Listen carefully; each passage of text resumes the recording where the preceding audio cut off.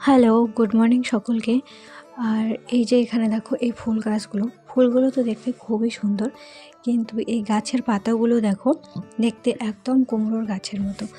আর এটা হচ্ছে সাদা কালারের চন্দ্রমল্লিকা। আর এই ফুলটাও দেখতে খুবই সুন্দর। আর ঘুম থেকে উঠে আমি সময় নষ্ট না করে তাড়াতাড়ি করে এই যে পড়তে বসে গেছি। প্রথমে তো একটা রেকর্ডেড ক্লাস করলাম, আর কালকে তো গ্রুপ সি এর পরীক্ষা ছিল, তোমরা সবাই জানো। তো আমার পরীক্ষা খুব একটা ভালো হয়নি, তার জন্য আমি আবার এএনএম জিএনএমের জন্য ভালো করে প্রিপারেশান নিচ্ছি। আমি তো আগেই বলেছি তোমাদের যে আমার মেন ফোকাস রয়েছে এএনএম জিএনএমের দিকে।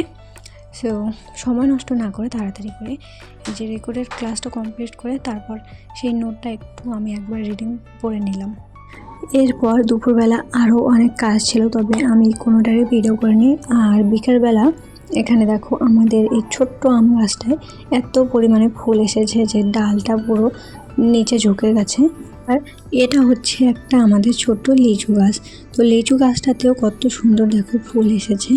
সো এ ফার্স্ট আমাদের বাড়িতে লিচু ধরবে, তো এটা দেখে আমার ভীষণই ভালো লাগছে।